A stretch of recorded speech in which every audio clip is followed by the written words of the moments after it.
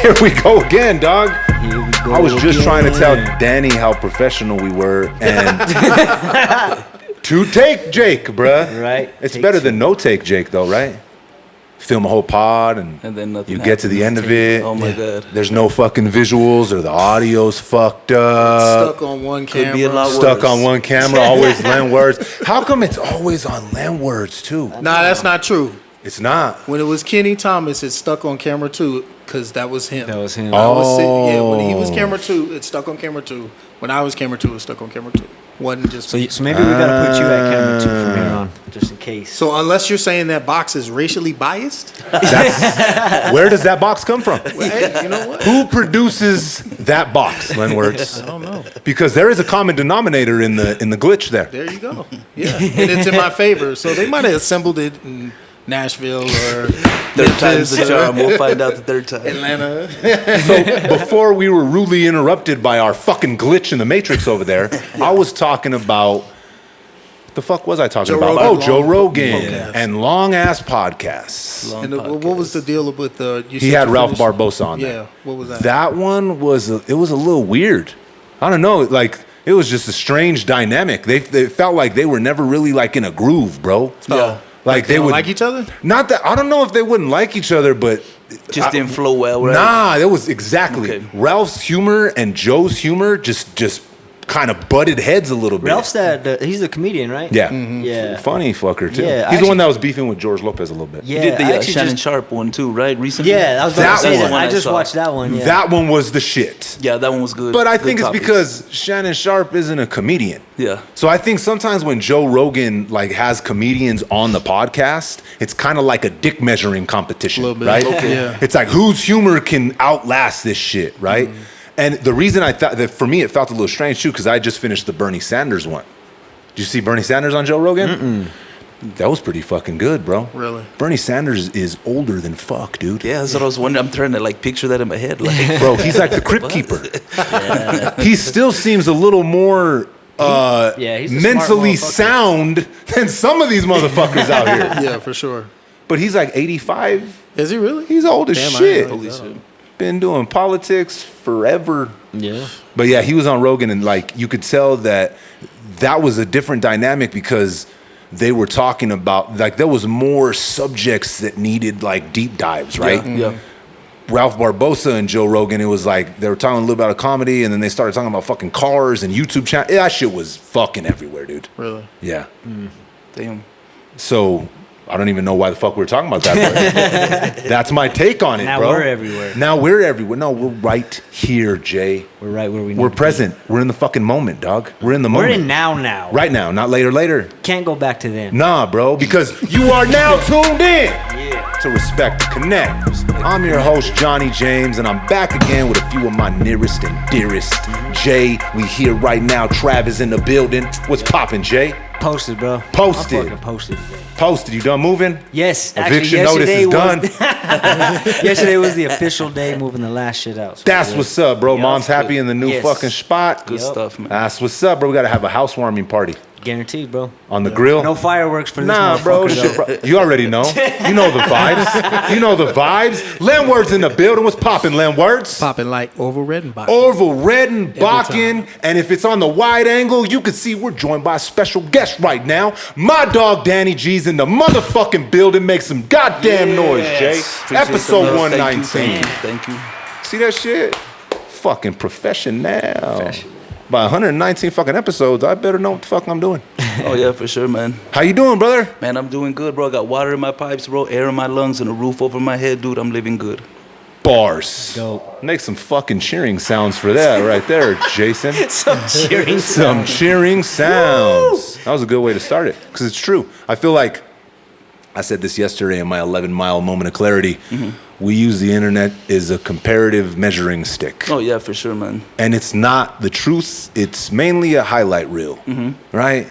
So if you're sitting there trying to find, and that I personally try and cut through that white noise. Yeah. I don't want that shit just to be perfect and like pristine and not cussing and like, oh shit, I got a moco or bro, we're all going through shit. Authenticity, bro. That's what it really is. And There's that's nothing what too really authentic shines about a through. moco, though. Clean that shit. Nah, that's pretty authentic, dog. If you out here on a rant and you get to the end of the video and it was perfect, but you have a giant moco, are you gonna delete that shit, Jay? Yup. You're gonna delete it? I'll redo that. But what if it was perfect? What if it was the most profound shit you've ever said, You dog? save it and then you just redo it, bro. But it's not the same, bruh. It could be. The energy ain't the same. What about you, Danny? You're gonna have to invest in somebody that does video editing. Get rid of the moco. Yeah, just every. I mean, put with some AI kind of now, thing. you might be able to be like, hey, you know what? Yeah, remove this. Remove that. Bro, then they're gonna be like, you see that shit? Jay got an AI nose.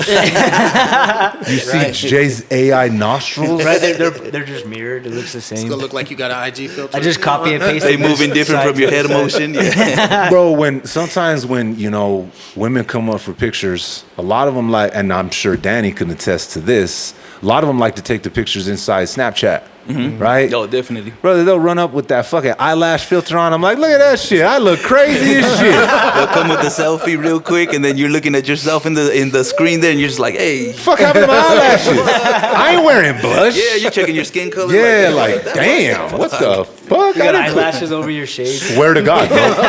pink lips, everything. You're just like, Nah, you know what's even crazier than Lips. that? When someone comes up for a picture and they're like, oh, nah, never mind, it's a video. Bruh, Yeah. what? stuck in the matrix. I'm standing there just like, Good 5 seconds. let me know, bro, that it's a video, dog. What are you doing, bro? Give me a heads up here, bro. Yeah, definitely. That's funny. Like, it'll happen, or like it happened to me the other day at Costco, right? And I almost said the most inappropriate. I don't even know why I'm about to even talk about this, but I'm already walking down this fucking path. So, homie was in a wheelchair, right? He's a huge fan, dog, and he wanted me to give a shout out to his daughter, right? Yeah. And I was higher than shit, bro, and I was there like trying to get my stuff real quick. So like he comes up and he's like, hey bro, can you give a shout out to my daughter? I was like, what's poppin'? I can't remember her name, Rebecca. She's over here at Costco rolling around with Pops. And after the fact, I thought to myself, that was probably a poor choice of fucking words. Or they're gonna appreciate that shit just forever. be like, you know what? You got That's it. the authenticity. That's the authenticity, bro. I didn't. That's how I talk, bro. Just out here rolling around in Costco, like I'm technically walking. Yeah. But with Buddy, we were doing, one and the same, bro. He was on wheels. The cart was on wheels. You feel what I'm saying? We was rolling. After the fact, I was like, damn, I probably should have chose my words maybe a little bit better, dog. It'd probably ate you up all day too. Probably just sat in the back of your mind like, Them rant, damn, bro. One time that happened, it wasn't me, but it was, and I felt bad for Buddy. And you know, it's one of those moments where he probably wakes up at like 3 a.m, like, damn, I can't believe I did that shit. yeah. We're at, I don't know, what restaurant was it? What was it, Don? Oh, it was Bubba's, right? And he was a cook in the back. He was a big fan, bro. And I'll forever be like, I'm fucking Johnny, dog. It's like, All day long. I'm like, well, that's just crazy to me, right? But I love it, and I'll never take that shit for granted, bro. So he came out, and he was super, like, nervous, right? And I tried to make it, like, to where he wasn't nervous. Yeah. And he reached out to shake my hand, but Buddy only put, like, his finger out. So, like, I, like, grabbed his finger, like, I shake a regular hand. I was just like, what's up, dog? And, like, we made eye contact, too, bro. Like, we both realized in the moment, you gave me your finger to shake, dog. I guarantee he probably, like, to this day, he's like, damn, dog. But it could have been a lot worse. You could have just like connected the And made it even worse. Or I could have done the ET. Ow. Bro, I did that a couple of months, like 2 months ago, bro. They came to take the pictures of the old crib. And it was this Asian lady. And I was like, I'm sorry, I didn't get your name. And she's all, Risa? Her name was Lisa. And so she has the accent. She's all, Risa? And I was like, Risa, nice to meet you. Oh my God, Jay. And I walk off, I'm all, yup. Yep. I said, Yo. I just did that. That's Risa. That's crazy, to meet Jay. you. You should have threw the accent on all the way though. Oh my God. If you're gonna commit, you gotta go all the way. Risa, right? Yeah, bro. Call you later. That's one of the funniest moments in that movie, bro. No, for real. Whenever they pull up, you know what movie we're talking Yeah, about? of course. Mr. Christmas movies up in of here. course. Fa ra ra ra ra ra ra ra ra. La la la la. Yeah, that's- Yeah. Anyway, yeah, I fucked up. My bad. Lisa. Christmas story Lisa. reference. Yeah, it's bars. So see, we were talking about this a little last week. Bro, if everyone gets the smoke, like, where do you draw the line, bruh? You gotta make fun of everybody equally. Everybody. And sometimes, it was funny, homegirl in the comments said stereotype comedy can be funny sometimes. Yeah, it's some of the best Comedy that's jokes ever there existed. is. Yeah. Dave Chappelle show wouldn't exist without that kind of comedy. Oh, yeah. Mhm. Key and Peele, bro, I went back the other day, me and Matt started to rewatch. Bro, that show was ahead of its time, dog. Bro, the text message one is fucking That's one of the funny, greatest bro. ones. Or when homie doesn't know that It he's... doesn't matter to you? Yeah, he's all, fuck this you. guy. Yeah. Or when homie doesn't know that he's racist and he's singing all those racist songs. Oh yeah. The country song. The country songs, yeah, dog. He's all, whoa, what are you saying, bro? He's all, don't you get how those words? He's all, no, what are you talking about? No. And then he leaves, he's all, oh, yeah, that's pretty fucking racist. I think those kind of jokes, bro, like, have thicker skin, bruh. Right? We've had a whole bunch of comedians on here, and they always land on the same exact answer when they ask them that question. When is too far?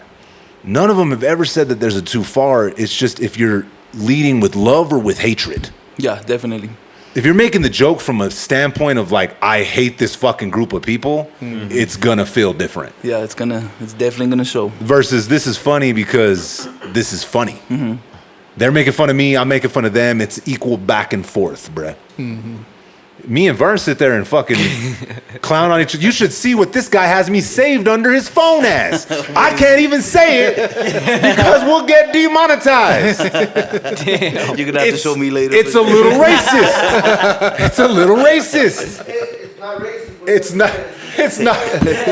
Yeah, whatever. I'm not. I make fun of him. He makes fun of me, bro. That's cool. That's that relationship there. Yeah. When you're clowning on your homies, dog. Sometimes you gotta go below the belt, bro. Oh, for sure. Because who else will? You know what I mean? When we were younger, bro, and like someone would hit you with a yo mama joke, like sometimes you'd have to like be like, well, your mom's actually fucking the milkman. You hit him with a little bit of truth, and it's like, damn, you look just like the mailman, my dude. Why you like to talk shit all the time? And then they hit you with, bro, that's not even funny, dog. Why you gonna talk shit, bro? You know my mom and dad just got a divorce, and my mom's with the mailman. Damn, that was a little too close, dog. Yeah. It was, bro. Sometimes you got it. Whenever you can't lose, bruh. When you're going And back and kids, forth bro, with the homies, And being kids like that, you're fucking ruthless. Oh, for ruthless. sure. Ruthless. It's because you don't have a filter. Authenticity. On the, Authenticity. There you go. Kids are some of the most authentic creatures on the face of she the earth. ain't got no nipples. You know what I'm saying? Yeah. They'll be the ones. Back then, bro, you can get away with it. You can go back and forth, and then 10 minutes is completely forgotten. Today's youth, like, you know, you dig deep and, you know, you shove that sword into them, and then, bro, they fucking live by that, and they'll fucking carry it to The grave. years. Yeah. Yeah. So Oh, yeah. it's just the way we grew up. You know, you do clown on your homies. It's back and forth kind of stuff, and it's just something we grew up with for sure. I think it built us a little, our skin's thicker, bro. For sure. It is like, it's like, okay, you got me this time, bro. When I'm gonna cook you, bro. While I'm Yeah, coming back, yeah. bro. I'm coming back. I'm gonna get some information on you. I'm gonna pay attention, right? I'm gonna talk to your mama. I'm gonna talk And to we don't you. have those resources that the kids have today. Now Nah. they'll go back 10 Yeah. years from your last Facebook, your MySpace, And they'll be hit like, you with that. Look at his well, picture. you took this big. You know what I mean? 100%. Yep. And that kind of makes it a little worse too, and sometimes, bro, Can you because I was gonna say, can you imagine being a kid and your mom got her ass out on IG or something? Oh, shit. Your Hell friends no. would be No you might come way. to school wanting to fight somebody. Oh, for sure. listen, bro, you're probably gonna come to school and do some damage. diabolical shit, because there's no way getting out of that. Or you're going to try to earn the pick from that person's mom. You know what I'm saying? You're gonna try to, like, It depends on where I'ma your mind's at. Right, I'ma you get should see that the one pic in my from your DM, mama. bro. Nah, that would be. I joined her OnlyFans. That way, I got you, dog. That would be hard to deal with. Yeah, For sure, for sure. How you gonna get out of that one? Like, Oh, bro, it's tough. $10 a month, and I could see your mom butt ass naked. Yeah, that's a hard denial. I think that's funny, bro. It's like these chicks do this, bro, and then they're, like on Facebook they'll post these like, I'm the best at sucking this and doing that. And then like their very next post is like with their kids. Oh, I love being a mom. I'll do It's like- everything for this, for my king. You're like, How you think they got that kid? Yeah, see, there you go. that part, dog. They better have some juice boxes. That's all I'm saying. Hey, school is back in session, so the moms that work at home are free to roam. yes. Quote me on that shit. Oh, for sure. They got a babysitter. It's called Quote me on that EPS. shit, man. Juice boxes y todo. Mom, why are my juice boxes missing? What is Oh, that I Big don't know. Sean song where he talks about stealing the kids like juice boxes and shit because Yeah. he's smashing the mom? It's cool. earned. It's life, dog. Yeah, It's yeah. life. It's earned. Hey, did you see that one chick crash out? I don't know why this made me think of EBT. You see that chick crash out on the internet the other day because she can't get popsicles anymore with the EBT I've cards. seen a couple of people talking that shit. But this one specifically, Oh, yeah. she's like, "What the fuck? My kid can't have no popsicles." And the first comment was like, "Nails done, hair done, makeup perfect, eyelash extensions. Bitch, you go buy your own goddamn popsicles." I seen one where this chick was getting like $2,500 in EBT a month or something stupid like that, bro. Goddamn. Damn, I Working went. How many kids she got?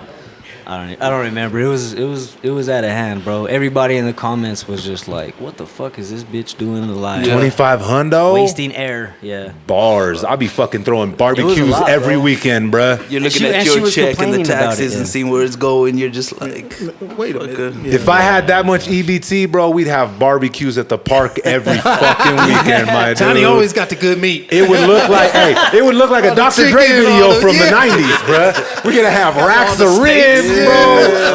I got y'all. Don't worry about it. Just bro. pull up. Just Pull up. You want Bring the your own Wagyu beer. burger? I got Wagyu it. burgers, Yeah. right? For the first 20 folk that pull up. come through. Bring a bottle. Yeah, that, bro. Whenever I'm all for that type of assistance, bro. Don't get it twisted. If it wasn't for that when I was growing up, we might have starved, bro. Yeah.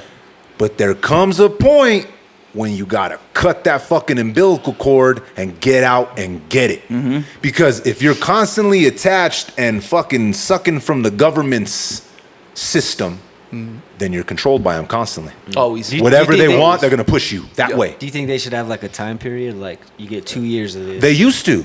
Oh, really? Bro, whenever the last time that I was on EBT, I had to go. You had to show that you were actively looking for a job, right? You had to go and prove that you had put in X amount of fucking applications. You had to go to like a fucking job. There was a bunch of Yeah, things that you yeah. had to do. That's what you have to do for like unemployment. To make it right. criterias. Yeah, or they're gonna pull the funding, right? And again, dog, like I think things like that should exist 1,000%. But there comes a point when you gotta say, nah, bro, nah. Because then you rely on it. And You you're know, gonna stay stuck there. You're stuck there. And then you get comfortable in the, well, fuck, if I make more money, they're gonna take it away from me, right? It's a weird little dynamic where it's like That balance. Let's stay right at the place where I'm just surviving enough for me not have to go get more. It's a fucked up dynamic, Tough bro. one. That's a tough. And I think I don't mean to hit the fucking button, but hit the fucking button, Jay. This isn't my theory. It's not Leonard's theory, but it's a theory. I feel like they actively want to keep people there. Yo, Oh yeah. Oh, yeah, for sure. They want a society full of people dependence. depending on them. That aren't entrepreneurs, that aren't dependent on themselves. Yeah. They have to turn to the boss man, right? It's kind of like hamsters in a cage. They're waiting when they know it's time to eat, and they're putting the milk in them little droppers, and they all like funnel around. They can tell when someone's coming with the food. They know the it's same time. same exact type of vibe. They're trapped in a cage. They can't hunt no more, dog. They can't go get their own food. Not that I don't know if hamsters are fucking hunters. That was probably a bad comparison, but you get what I'm saying. Yeah, it's like that book, Who Moved My Cheese. You ever heard of that? Nah, that's crazy ass title. Is that the name or is that the artist? No, that's the name of the book. Who moved my cheese? Yeah, I thought yeah. his name was Who Moved My Cheese. Yeah. I was like, this little Asian dude cooking. Asian dude. If he's an ancient Asian, it's full of wisdom, Who bro. moved my cheese? No, that's stupid.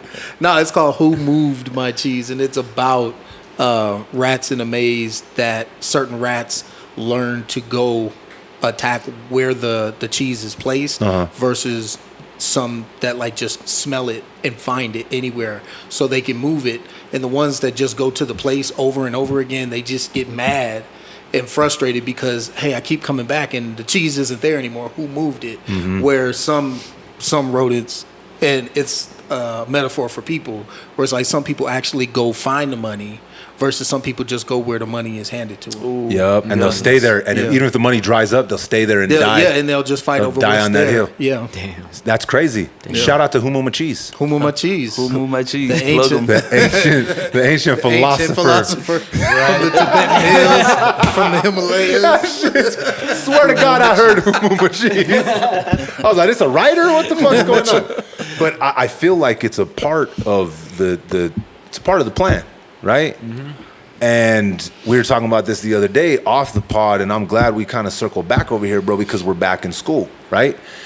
And every year it's some shit, dog. Like every year they're losing teachers. Every year the class sizes are fucking growing, right? Now they're like trying to pull fucking funding for some of the fucking special ed teachers, right? So now that they're having to put some of the kids that like display violent behavior in with some of the special ed students. That's not working. So now they're having to move some of the special ed students into general education, and they're not giving the teachers any more funding or help. So it's one big fucked up situation. Oh, for sure. It's a different world, right? And the shit keeps happening, dog. But when you think about I step back and I look at it, right? The whole system is just a system to indoctrinate these kids to be worker bees anyways. Or criminals. Or criminals or whatever. It's to indoctrinate them in their system. Go to this box, learn in this box, read from this box, look at this box until you're old enough to work in this box or end up in this box, work for 60 years, enjoy 2 years until you're in the forever box. Oh, yeah, for sure. It's like a template they want you to follow throughout life. Copy and paste all the way through. And the main situation there is you're dependent on them to point you in this way. Go this way. Eat from here. Do this. Have this. Work until this time. And then maybe you could be all right. It's crazy. The who moved my cheese theory right there. Yeah. Full effect. That's pretty crazy. And it's true. Like I said, and I don't, and again, bro, I feel like those systems are important because I grew up on one of those systems. I wouldn't have been able to survive without them. But there has to come a point in time when you fucking tie your fucking shoes up and say, nah. Yeah. I'm not going to be I'm not going to have to just do what they tell me to do. I'm going to go and get my own shit how I can. I feel like everybody has that ability, especially nowadays. That leads me to a question to you, my dude. How did it all start, dog? Like I know wrestling was like the pop-off. Is that where like everything cracked off, or was it modeling first? Well, wrestling was always something I grew up thinking that was going to take me to that next level where you're going to be super successful, you're going to be a millionaire, you're going to be on TV. So I always would follow that path as far as for wrestling is where it's going to be at. But life takes you during these little side streets where sometimes, you have to put that in the passenger seat and something else is going to go ahead and drive your career, man. So with wrestling, man, it was an injury, a ACL tear injury, which took me out of wrestling for a year. And bro, I thought my whole life was done. I just thought like, man, now my dream is completely like how'd the injury happen? Out. It was okay. So, man, every time I go to these cities, man, like I like to party, I like to have a good time. I'm thinking about, hey, what's gonna happen after the match? You know what I mean? What's the party gonna look like? What's the club gonna look like? Yep. So it's just kind of one of those things where I was just going through the motion, like, okay, put together the match or whatever. Okay, let me just do my routine, and then get paid, get out of there, and go party, do my thing. So when I was on the routine, my mind's not keeping up with my body and the spots throughout the match, man, and just one bad step, dude. Tore the ACL, man. Fuck. Yeah, bro. And then right there, dude, that put a whole damper in my whole thing, dude. My whole night was crashed, bro. I had this fat, swollen ACL. And, yeah, man, it just happened in Phoenix, dude. So I'm far from home, you know what I mean? I couldn't just go home and, ice it up and chill. I still got to drive back to Albuquerque, bro. So driving back on a torn ACL, dude, was just, it sucked, dude. I felt like the Elephant Man, you know what I mean? Like getting out to put gas halfway through in Flagstaff, bro. And I'm over there trying to like, yeah, dude, like it sucked. How long did it take you out? most people with getting the surgery, it's supposed to take about a full year, anywhere from 10 months to a year, whatnot, bro. But for me, I didn't want to rush it back. But my mindset's just like, you have to get back. You know what I mean? This is what you do. You're a wrestler. So I looked at it as like a huge downfall for sure. But during that time, I used it to better myself, bro. I used it to start using social media, learning social media, learning the internet, learning what's working for me without wrestling. So during this time, bro, I was getting tattooed, man. I was learning how TikTok worked. I was learning what videos work best for me. Just taking care of myself, like, cosmetically. And bro, that started going into my driver's seat of my career. And bro, TikTok, the internet, bro, that started giving me numbers of followers, bro, and that's what started leading into, I do the modeling as well, man. So I never told myself in life, hey, you know, one day I'm gonna be a model, just because growing up in Albuquerque, you know what I mean, in my lifestyle, just like when you think model, you think, mas puto, get what you talking about? But no, it started off with just clothing brands, like reaching out to you and saying, hey, you know, I'm starting my own small business, and, you know, I see you doing big things out there in New Mexico. Can I ship you out a package? Will you take some pictures and videos? And bro, that started leading to one after another, man. And then that's where the modeling started coming apart. And then I walked through a car show or whatever, and somebody would stop you like, you got this unique look. Can I take a picture of you? Yeah, sure. Why not? Yeah. Hey, will you take a picture with her?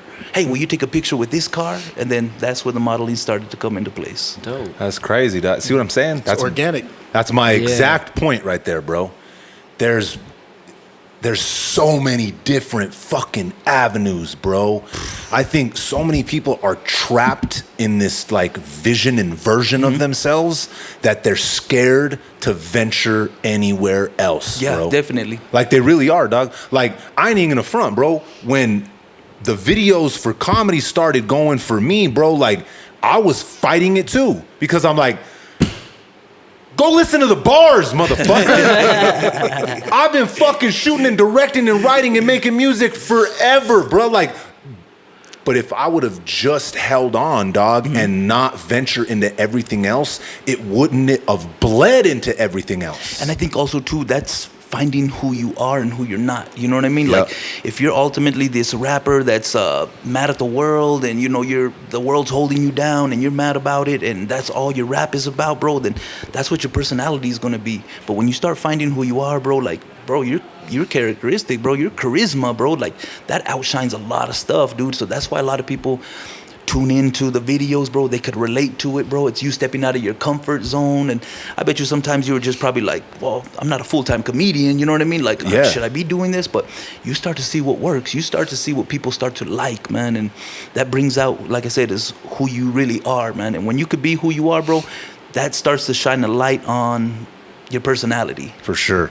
And then you don't have to like, I see a lot of, that's why I don't like the word influencer. Fucking can't stand that fucking word. I prefer creator. Oh, okay. Creative, yeah, that's good. Right? Yeah. Because I feel like in essence, we all are. That's who we are fundamentally. We're all creators. All of us have the ability to create. Some people just won't accept it, right? Oh. They just won't. Again, they're locked crazy. in this box and this vision of themselves. Like, oh, I'm not artistic. I didn't say you're artistic, but you have the ability to create. I kind of feel like that's what the fuck we're supposed to be here for, bro.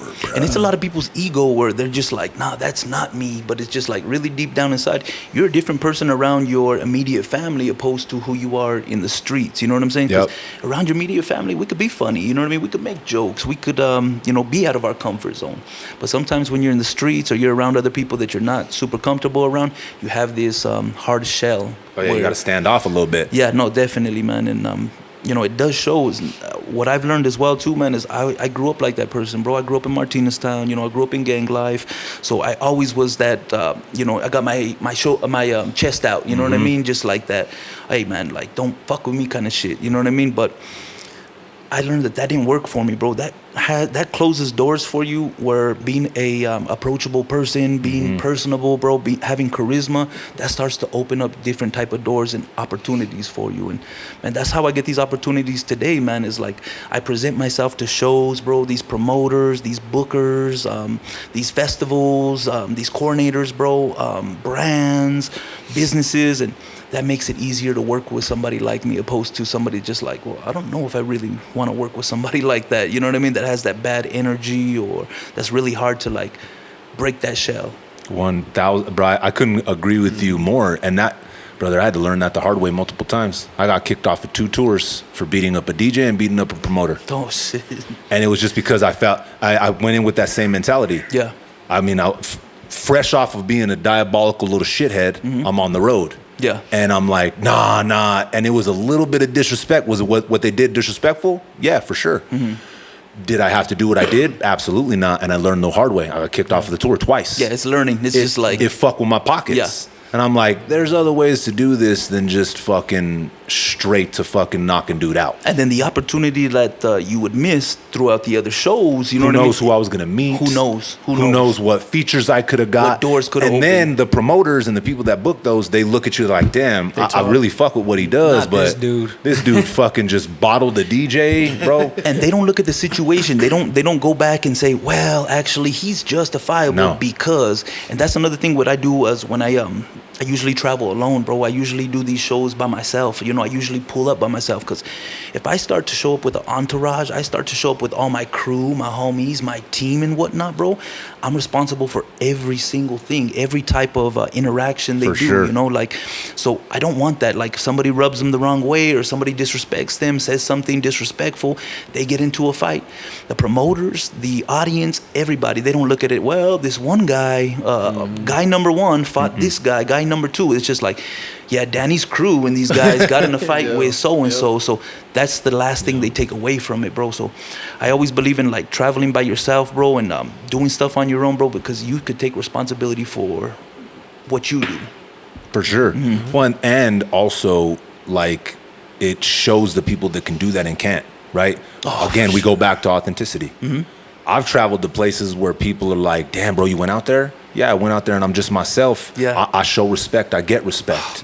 It doesn't matter where you're at. Like, a lot of people always say it's not where you're from, it's where you're at. There's a lot of validity to that statement, dog. If you pull up to somebody's territory, somebody's fucking town, somebody's city, and you're wilding the fuck out, acting like you run everything, brother, you better run everything, or they're gonna check you fast. It's you're gonna run into bad situations, and I get the whole thing, bro. Of like, it's New Mexico against the world. Hey, when I go out somewhere, I'm gonna take all my homies from New Mexico. We're gonna flex. We got our Zia stuff on. We got Duke stuff on. Hey, New Mexico's in the house. I get that 100%, but trust me, man, you go into somebody's backyard like that, dude, it's not taken as, hey, man, these guys are hard. They're representing. It's just like, who the fuck do you fools think you are, bro? This is our city. You run into issues, bro, where you will get into fights. You will get into altercations, things like that, bro. So I believe in repping your state, but not flexing your state on people, bro. Because, like I said, I go to California, man, and, bro, it's gangbang capital, bro. Like, it really definitely is, bro. It is colors, bro. It is the logo you got on your hat, bro. It's everything, bro, to the color of your shoelaces, bro. People do ask questions, bro, like, hey, man, like, where you from, bro? Like, hey, what neighborhood are you from? Like, where you coming out of, you know? Bro, I fucking step up, like, really respectfully, like, hello, bro, my name is Danny, man. I'm actually from Albuquerque, New Mexico, dude. Yeah, you know, thank you for the love in your city. Bro, that actually makes it more, you get a better representation of who you are and where you're from, opposed to you just like, hey, what's up, bro? I'm fucking Danny, bro. I'm from fucking Burke. What's up, dog? Because, bro, it's that respect factor, man. And for sure, people start to see that. And like I said, it's why I get these good opportunities with these promoters and these shows is because the respect I show, bro. I'm super, super thankful for opportunities and being in different people's cities, different people's states, bro. And that's what's opening more doors every single time. Well, and then you build those relationships like long standing. You know what I'm course. saying? Same thing happens if they came over here to Burke acting that same way. Yeah, right? For sure. It's this, bro. It's not where you're from. It's where you're at, dog, and how you carry yourself. To have the ability to go in solo dolo and be accepted by other people because the respect is like reciprocated speaks volumes, bro. your reputation speaks for you before you get there. Like Kevin Gates is a good example, right? You don't ever see him with an entourage. That fool pulls up solo dolo. He's walking around still solo dolo, right?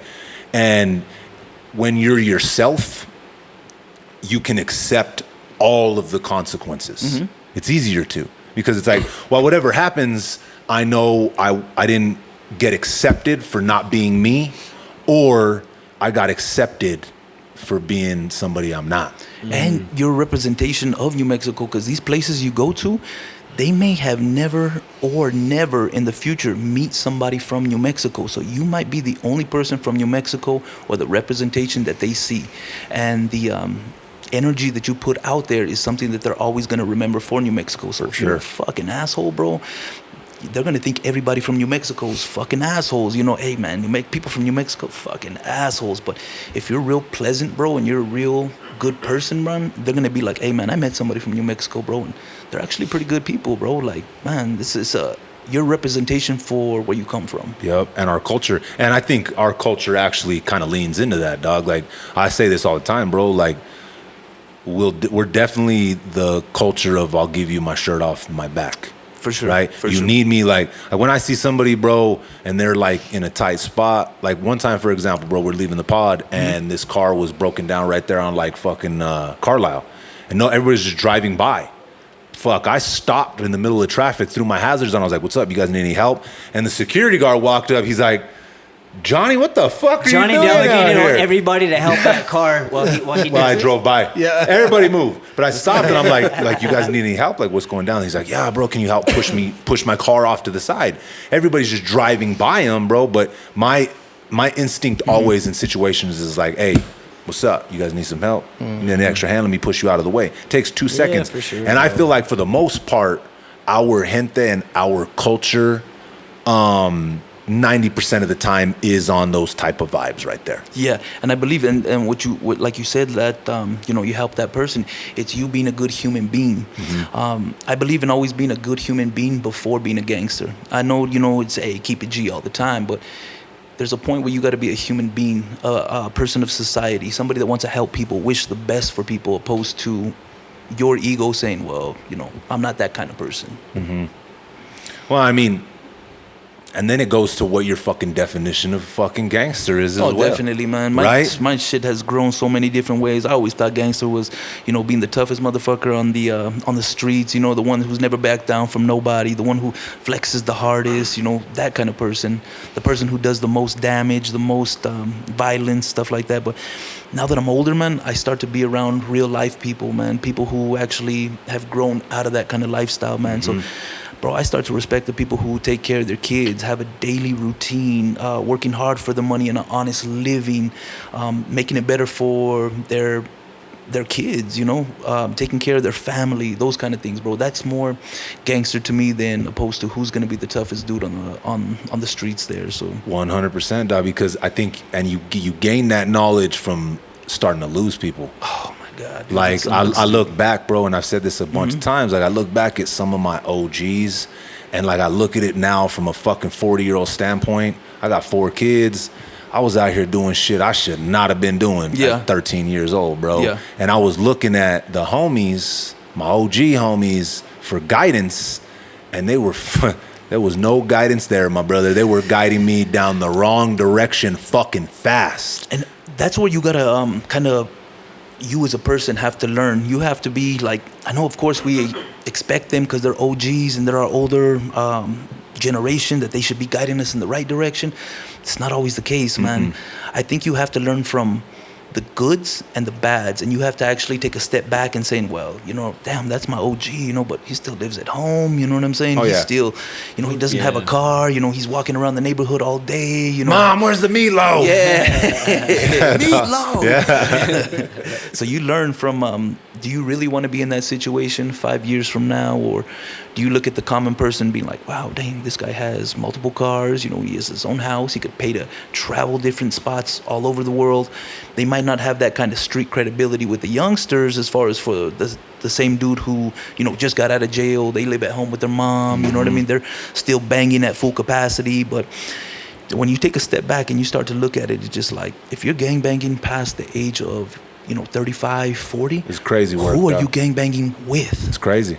Like, I can't, if I ever got myself in a situation where it's violence and it's a bad situation that I brought upon myself, I would feel like a dickhead, man, calling some of my closest friends, and being like, hey, man, I just got into something, bro. These fools are about to jump me. Like, hey, bro, I need backup, bro. Come strapped up, bro. Hey, I need you to get my back. I got this issue going on.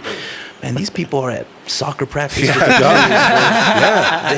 eating dinner. They got the roasted chicken and You ain't down for me anymore? right You ain't now. They down? got the roasted Well, chicken. see, bro, I feel you, because what's crazy about it is the way that we were raised and how we grew up with a lot of these vatos that are still around us now. They would do that. I know for sure, brother. There's 5 people in my phone right now. If I called them, if they were fucking getting their cholesterol check, they're gonna be like, "Hey, dog, gotta go, bruh." Yeah. But me internally, especially if it was your fucking fault, if you brought that shit on yourself, I'd feel like the biggest bozo on the face of the earth, being 40 years old, having to call the homies, let's go fucking strap up and ride on these fools. I would feel like I had failed completely. You dog. don't feel like a man. You don't No. feel like a good human being. You're Nope. just like. And then what does happen if I did get myself in shit and I did call one of my closest homies to come back me up with a strap? These other little kids that you're beefing with that don't like the color hat you have on, bro. They start shooting at you, bro. And how would I feel as a man, bro? Like, oh man, just about an hour ago you were just having your regular life. Now you're in the hospital. You know what I Yep. mean? Now you have to call your wife because, hey, I got shot. Something happened, or I might even not. worse. Yeah, they might not even make it home because you called them because you needed extra support based on an issue you had. For sure. Bro, it sucks, man. And even too, like, I take that in consideration, bro. If I always feel that there's gonna be a bad situation, or there might be, sticky situation where I might get into something, or the energy's not there, I'll go by myself, man, and I'll move smart. Like, I won't bring somebody out of the dark and say, hey, man, let's go to this concert, man. It looks pretty sick, dog. You know what I mean? Knowing at the gut feeling in my stomach, like, shit's gonna pop off over there, bro. Yep. But you got my back, right? Yep. Yeah. Well, you can always tell when people are moving like that too. Oh my God, you could feel it. Bro, feel it. I move almost exactly the same way, dog. If I feel like I gotta bring a big ass crew because I'm worried something's gonna pop off, then I probably shouldn't even be there in the first fucking place. Smart thinking, Right? man. Because I take my crew now to enjoy the fruits of our labor. Yes, and that's how it Right? should be. Not to be backstage. This motherfucker's gonna be here, so we're gonna be here tough and we're gonna fuck them all up. Because again, dog, your reputation speaks volumes. Yes. You're gonna fuck yourself out of a situation, guaranteed, bro, because there's someone that's always watching. And now with fucking phones and cameras, even if they're not watching, they're gonna probably see it. And this isn't high school anymore where you get into a fight with somebody or you guys get into a rumble, the security and cops break it up and it's done now. Today, bro, people go the whole mile, bro. They bring out the guns, they bring out the straps, bro. It never ends, bro. People get shot. Man, I always say this all the time now, bro, now that I feel it. So, Central, downtown, when you go party downtown, bro, nothing is good after 2 a.m. downtown besides the devils out there, man. Bruh. And you could feel it sometimes, bro. You could feel this energy of these younger generation, man. They can't get into the clubs. They can't get into drink. They can't go have fun into these places. So what they do, man, is they go downtown. They just wait outside of their car. They park. They go onto the corner. They meet up in other groups. And we know how it is to be young, bro. You got to entertain yourself. Like, oh man, we're just not gonna go home bored. We need to see something. We need to do something. So, with the mixture of like alcohol and the people getting out of the clubs and the girls, the testosterone, and being young and wild. That's a bad mixture at 2 o'clock when the let out after the clubs happen, bro. That's why we see on the news all the time, bro. People are getting shot. People are getting killed. Downtown is one of the most worst places to be at in Albuquerque. I don't even suggest it to my people that come into town that are here for the weekend or doing shows out here. Like, well, what's popping? What's there to do? Man, you can do anything you want, bro. Just stay away from downtown after 2 a.m. Oh, dog, for sure. Bro, it's crazy. We ended up I don't even know what event it was, bro, but I hadn't been, for one, I hadn't been to the library in fucking probably 15 fucking years. Easy, maybe 10. But first we ended up at this event that was at that Inside Out club with like no roof. Okay. Which I couldn't catch a fucking thread on, bro. I don't know. It was a weird ass collection of fucking different kinds of people, I'll tell you that. Yeah. Because then right around the corner there was like a rock show. Yeah. So like you had the EDM crowd and the death metal crowd. They were like it was fucking wild. But there was not a lot of drama there. Yeah. We step up to the library. Of course, you got to go somewhere afterwards, right? You got to. Bro, you could feel it in the fucking air. Dog, you could cut the tension with a goddamn knife. And all the cops were nowheres else, bro, but on their horses right outside of the library, waiting for the shenanigans to pop off. Because they don't need to go anywhere else. They know it's that gonna be spot there. right there. You want to get into some shit, dog? You want to fucking dance with the goddamn devil? Go to the library on a fucking Friday at about 12:30, 1 o'clock. Get your dancing shoes ready, dog, because he's there. Across the street, man, there it is again, bro. You got the strip club right there. People that do not want to go home after they let out of the club. I get it. If you go to the club, you have a good time, you get your drinks, you talk, you mingle, you do all that kind of stuff. At a certain point of the night, you got to go home, man. You can't just like, well, where's the night going to take me Or you might next? not be able to go home. Absolutely. And having that gut instincts in the bottom of your stomach, bro, telling you that, man, you gotta go with it, bro. You definitely, if you feel something's gonna happen or it's not a good situation, definitely get the fuck out of there. Mm-hmm. It's crazy, dog, like how much, like the city, brother, like it's a trip. It trips me out, dog, because like, brother, I was born on Central. Presbyterian right there on fucking Central on I-25, dog. Yeah. And I've been, back and forth, bro, my whole fucking life, bro. I've lived specifically just here in the Duke for the past fucking like 17 years, right? So I've seen it all, dog. I've seen the war zone spread. I've seen it spill out to other parts of the city, like. And now I don't know if it's what we have going on. I don't know if it's my age. I don't know what the fuck it is, bro. But like about 2 weekends ago, the whole fucking crew, bro, went down there with fucking Boozle. Shout out to Fisher. Shout out. We were down there on Central, dog, like right in the thick of it, bro. Right at, where that fucking Walgreens they shut down right there, bro, by the State Fair. Oh, shit. Right there, Louisiana Central, It's a dog. bad area. We're right there, right? And we went over there to go pick up trash and shit, right? It's the fucking Breaking Bad habits. My brother, to be right in the middle of it like that, in the fucking heat of the day, that shit It's was eye-opening. spooky, bro. Yeah, for sure. And like again, dog, like I used to run around those fucking areas selling dope when I was a kid, giving zero fucks. I remember some of the homegirls used to just walk around that area like it was nada, bro. Yeah. Not saying that they don't do that anymore, bro, but it seems like it's more. Like now it's just wide out in the open, dog. We're walking down this area. I don't know. It was like a little strip mall area, dog. And I swear to God, bro, it was like a fucking. You know how we're in the consumption lounge right here? Yeah. It was like a fentanyl consumption lounge.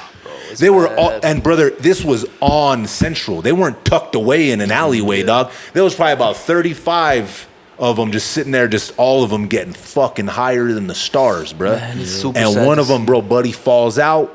I was like, oh shit, boop, boop. Here comes the cops, bro. They're trying to fucking resuscitate him. It was crazier than fuck, dog. We walked, what would you guys say? Maybe 2 blocks? Yeah, it wasn't that far. 3 blocks? We filled up like fucking 9 trash bags, bro. And there was fucking Eddies everywhere. There was this one part in the back, bro, which was a trip. It was a little alleyway that was tucked, and they had all the fucking syringes like stabbed into the ground. Oh, man, that's bad. It was nasty work, dog. Bro, I grew up, so the street that I grew up on as a kid, bro, was First Street in Manal. And if you've seen First Street in Manal today, underneath that bridge, it's a city It's a full city. It is. of drug users, sad. homeless, all mixture, crazy people, man. And they're living in there. They got tents, they got bikes, they're setting up shop, man.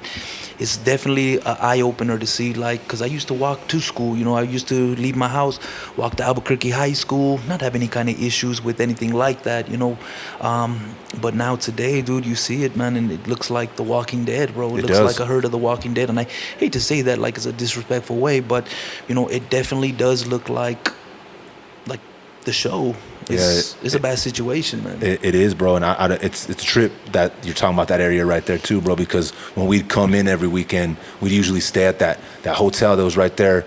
You remember the fucking train car that was right there at the park right there? Oh my God, yeah. You guys remember that joint? Bro, we used to have picnics right there, bro. That thing was a travel lodge, but it was a travel lodge that was right there by the fucking Village Inn that was in front, right? Yeah. So we'd stay there like every weekend. And again, dog, that area, I mean, every now and then there'd be a couple of homeless people, bro, but not like how it is now. They dog. started camping out at that park. Bro, that's why they had to get rid of time. that's why they got rid of the train. Mm-hmm. Yeah, they cut the trees down too. Yeah, they bro. cut all the trees too. That park is. Yeah. Bro, I was a little. it. There's a picture of me. My mom has a picture of me, probably like about 1 years old, bro. I'm sitting in that park, bro, and like I won't move because I was scared of the grass. So it's this picture of me just like sitting there with my arms straight up, bro, and you could see like the train off to the side and shit. The old school boot camp memories. Old school boot camp memories for sure. Yeah, for sure. That definitely is my childhood right there. That area, like you were saying, dog. Like that was.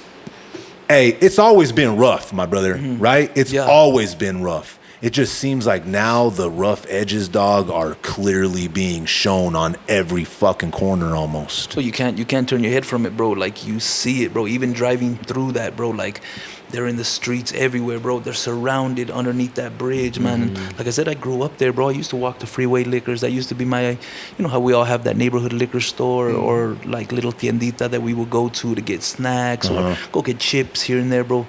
Freeway Liquors used to be my spot, bro. Like, and now, dude, it just looks completely, like I said, like a zombieville, man.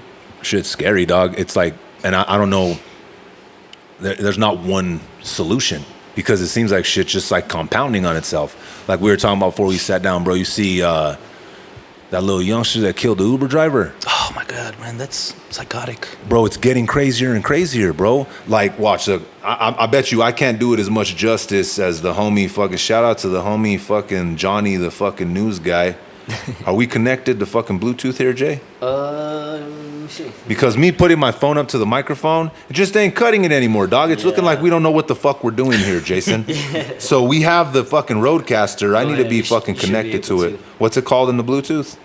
Roadcaster. Damn. You would think that's what it's called, huh, dog? So all kinds of new information's coming out about this dude, bro, that fucking killed this Uber driver, bro. It's not popping up for shit. Try it now. Jay just taking over everything, bro.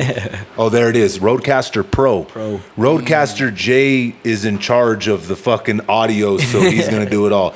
So, the homie fucking Johnny, the news guy, bro. News guy Johnny. Shout out to the homeboy right there. Ken, I didn't even see this, bro. I had seen that he had killed the Uber driver, and all this came after all the shooting at the campus, bro. Like, it seems like every other week wild. it's fucking some other, and it seems like it's the youngsters more and more and more and more and more now. Definitely. It's crazy, bro. So watch, look, this news started, I guess, came out the other day. Watch this. So Albuquerque may have just had a serial killer and nobody even knew it. Do you remember that 18-year-old that just murdered that Uber driver for fun? Well, in court, he just admitted to 3 separate murders that he allegedly did in his juvenile years. And here's where it gets weird. He told the authorities that these murders were absolutely beautiful and made him see better at night, whatever that means. But what an absolute psychopath, because we all know this dude was just flicking through his phone, waiting for the perfect person, selected that one, and he was even mad after he killed that guy that this guy wasn't bigger. He was hoping to get like a buff bodybuilder, which is actually insane if you ask me. And now the police are actually investigating this to see if this guy's actually telling the truth. If he's lying, this is now either confirmed or denied. But here's what's crazy to me is there are so many homeless people that get randomly unalived in Albuquerque all the freaking time. And that's a perfect target for an absolute sicko like this. This is disturbing. This is sick. What do you guys think about this? Let me know down in the comments below. We'll see you later. 18 years old. Damn, man, that's horrible. And it makes you think, like, is it due to mental illness as being psychotic, or is it something for a plea for attention because they're going to post me, they're going to talk about me, they're going to remember me, like... They're going to make a movie about me. I'm going to have a Netflix special. Yup, inside the mind of He's probably got already a couple of bitches that are trying to write him in jail. Oh, my God. There's always one of them bras that are trying to marry these sickos. Yeah. Man, Yeah. it's super, years old. it's That's super wild. super scary, man. Because like I said, with the homeless population, you know, the drugs, all that kind of stuff is. I'm definitely like super close to it because my younger brother, he's definitely in the streets. He's definitely, you know, when people say I'm in the streets, I'm in the trenches, this kind of stuff, like I understand it sounds cool in music videos and songs and like your persona, but my little brother is really deep in these streets. So when I get phone calls from my mom, it's super scary because I'm thinking like, is this that phone call of, you know, they found him, you know, dead? Or is this just a kind of like, hey, I'm just checking up on you, you know what I mean? So I always get that gut feeling in my stomach where I hope this ain't that phone call, or you get that missed call like later at night, you know, because sometimes, you know, your parents, they'll call you at a certain time. They never call you past a certain time, but if it's 1 minute after the usual time, is it that one phone call that he's no longer alive? Damn, brother. That's tough. I didn't know that, bro. Yeah, and I've been to the point too where you know, I get that call. Yeah, you know, they saw your brother in the streets. He was begging for money, and he was doped out of his mind. You know, he's you know, they saw a picture. You gotta get pictures of him sometimes. Like, hey man, I'm just praying for your brother. I just saw him on the streets, and where I've got to the point where, you know, me being kind of like just I don't know, like just feeling so emotionally like hit by it where, you know, I put on a dark hoodie, you know what I mean? I you know, take off all my jewelry, I, you know, tighten up my hoodie. I want to walk in these alleys and I want to try to find him, you know what I mean? I want to try to like find out why he's still doing this. I want to like find his dope dealer, you know what I mean? And I definitely want to do something to him, you know, strike the fear in him where like, you never sell to this kid again.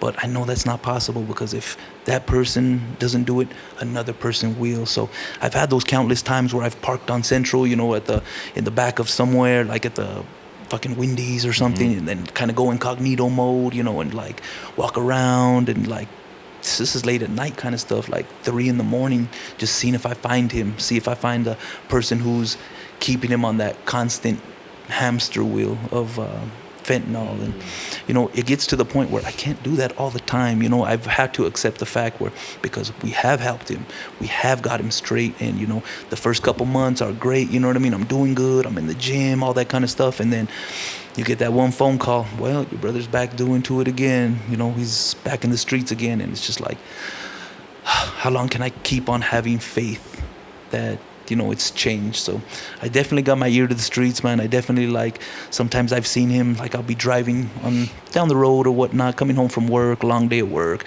I'd see him at a bus stop, you know, and I'm just like, fuck, dude, come on. It's crazy, brother. I've never, ever talked about my little brother on the pod. My little brother in the exact same situation. It's tough, man. Exactly. Like, fuck, dude, like, there's years and years and years and years, and that's the same, bro. My mom calls me, and if it's a call past a certain time, my stomach drops. Like, I'm constantly waiting for that drop. If it's that back-to-back call, you know what I mean? The 2 missed calls, constantly. You're like, oh. And bro, like, I'll fucking bleed and die for my little brother, dog. Like, I have always been there to protect my little brother and my little sister. I got 2 older brothers, right? They didn't need my protection. They do now, but you know what I'm saying? Then they didn't need my protection. But like, I was always there, dog. Like, and my dad used to tell me, he's like, I feel like I put too much responsibility on your little shoulders to, you know, carry the weight of the world for your brother and your sister. But that's just what I do, bro. And to see where he is, bro, and how life has played out, dog, like, sometimes I feel like I failed as a big brother. Like, I feel like I could have done more, dog, when I honestly, like, physically know that I've done everything that I can, bro. Like, I'll bleed for my brother, bro. Like, I'll feed my brother, I'll clothe my brother, like, but I won't give him money no more, dog. Yeah. And that stopped a long time ago. Like, I'm not saying I was doing that. Like, that stopped a long time There's ago. There's only so much you can do, man. Like that. It's up to them, brother. That phrase that they say, you could lead a horse to water, but you can't make him drink. It definitely does resonate. You know what I'm saying? Yep. Like, there's only so much you can do. Like, I've been to the point where I'd have him live with me, and I'm just like trying to keep a constant eye on him. Like, hey, man, going towards the door. Like, where you going? You know, like, hey, stay there, man. You know what I mean? Like, you just chill in your room and you just kick it. You do your thing, man, and, you know, get on your phone, you know, play video games, chill. You know, if you smoke a little bud, do your thing, bro. But you're not leaving this house. You know what I'm saying? Yep. But there's only so much you can do because you help them as much as you can. You put as much hope and faith, like, come on, man, I hope that was the last time. But it never is. Yeah. And they got to help themselves, man. They definitely got to go ahead and reach a point where the streets can't be that cool anymore, bro. You got to reach some kind of point in your life where you're telling yourself, like, do I really want to live in the streets every winter? Do I want to get into a sleeping bag underneath a bridge? Or do I want to be in a comfy home? It sucks, dog, because like me and my brother, dog, we shared the tiniest room, fucking, you know, Harry Potter's little room under his fucking stairs. Ours was maybe two of those. We had a bunk bed, bro, and 4 walls, dog. So like me and my little brother, we used to do like fucking, like we were always, dog. That was like that was my road dog right there, bro. And to see like how much time has passed, bro, and like how separated we've become, bro, and where life has taken us, dog. It's just, sometimes it comes down to like the simplest fucking fact, brother, is I miss my little brother, dog. Like, all the other shit aside, everything that he's done, everything that I've done, what we've been through, bro. Sometimes I'm just that 6-year-old bigger brother that fucking wants to laugh and watch a movie with his little brother. Yeah. You know what I'm saying? Makes you think to yourself too. Like you said earlier, you put a lot of responsibility. Like, could I have done anything different? And sometimes I always think in the back of my head as well, is because, like I said, when I grew up in Martineztown, you know, I definitely did my work and I sold my things that I needed to sell. You know, not because I had to, because I wanted to. I felt like that's exactly what a gangster does. You know, you have to sell this kind of stuff. And, you know, I liked it. I like getting money. And, you know, I didn't care who got hurt into the process. I didn't care, like, you know, whose life you're impacting, because you're definitely impacting that person that's buying this one little thing from you. It's definitely impacting their entire family because they're stealing from their family. You know, you're putting them in a bad situation. So always in my head too, I'm always thinking like, well, is this the big man upstairs? Like, hey man, smile now, cry later. You smile when you were doing this stuff. Now it's going to affect you because your brother's in that situation. So it definitely eats me up at times, for sure. Damn. 100%. Damn. I couldn't have said it better myself. I think about shit like that too, bro. And I think about like the way that we were raised. And I never want to blame my upbringing ever, because at the end of the day, it really is up to you. Oh yeah, for sure. Right? No matter what your situation is, right? And the way we were raised, people would be like, yup, for sure. So the way that we were raised, how I ended up was, holy shit, no fucking way. Yeah. No way that's even real. Yeah. How my brother ended up, everybody went, well, yeah, of course. Right? That's like how it should have been.